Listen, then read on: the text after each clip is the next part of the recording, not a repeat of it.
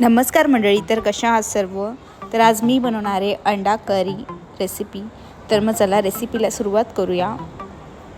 तर बघू शकता इकडे अंडा करी बनवण्यासाठी 3 ते 4 अंडे मी आधी बॉईल करून घेणार आहे.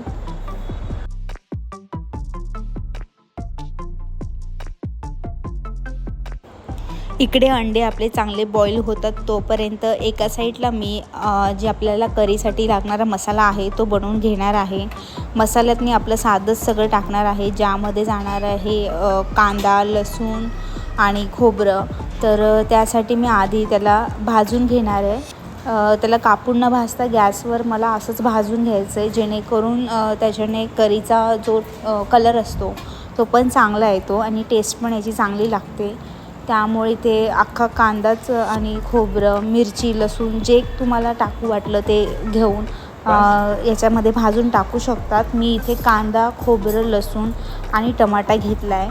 हे अखंडच मी भाजून घेणार आहे, म्हणजे ते चांगलं भाजलं जातं आणि त्याची टेस्ट पण चांगली लागते.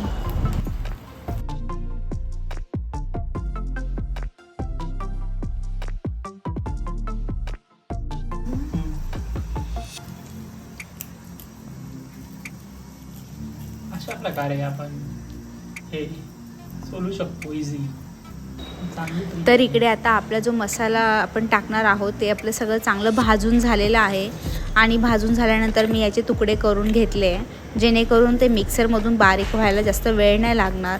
तर आता एका साईडला मिक्सरचं भांडं घेऊन त्यात आपण तो सर्व मसाला टाकून त्याला मी चांगलं बारीक वाटून घेणार आहे, म्हणजे आपल्याला भाजी टाकण्यासाठी जी आपली ग्रेव्हीसाठी पेस्ट असते ते रेडी होऊन जाणार.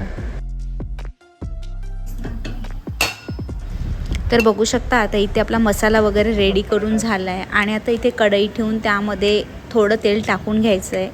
तेल अगदी थोडंच टाकायचं आहे, कारण की यामध्ये जे आपण अंडी टाकणार आहोत ग्रेव्ही म्हणजे अंडा करी बनवण्यासाठी, तर ते आपल्याला हलके फ्राय करून घ्यायचे आहेत. त्यामुळे थोडंसं तेल टाकून त्यांना असं हलकंसं फ्राय करून मग ते अंडे आपल्याला भाजीत सोडायचे आहेत.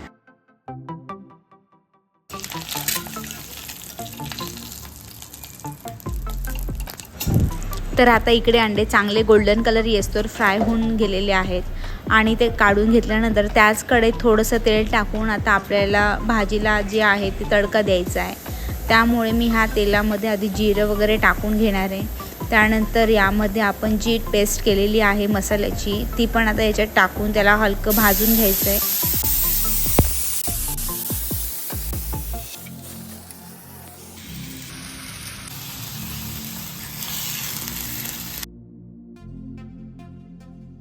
स्वादानुसार नमक.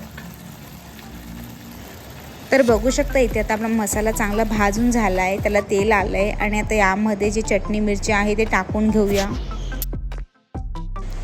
तर आता यामध्ये जे आपले घरगुती मसाले असतात ते मी टाकून घेणार आहे. हळद, चटणी, त्यानंतर आपला खडा मसाला. तर हे सगळं टाकून झाल्यावर याला पण आपल्याला चांगलं फ्राय करून घ्यायचं आहे.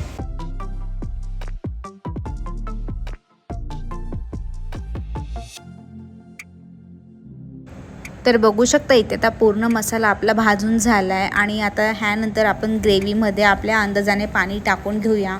तर मी 2 लोकांच्या हिशोबाने यामध्ये पाणी टाकून घेणार आहे. पाणी आपल्याला गरमच वापरायचं आहे, म्हणजे भाजीची जी टेस्ट असते ती छान येते. तर आता जी ग्रेव्ही आहे तिला पूर्ण मिक्स करून झाल्यानंतर तिला हलकासा उकळ आला आहे आणि आता उकळ आल्यानंतर यामध्ये आपण जी अंडी फ्राय केलेली होती ती आपण यामध्ये टाकून देणार आहोत आणि 10 ते 15 मिनटं याला फक्त हलक्या मंद आचेवर उकळू द्यायचं आहे, म्हणजे अंडे आणि भाजी जी आहे ती कडून छान लागते. तर आता याला 10 ते 15 मिनटं मी उकळत ठेवते.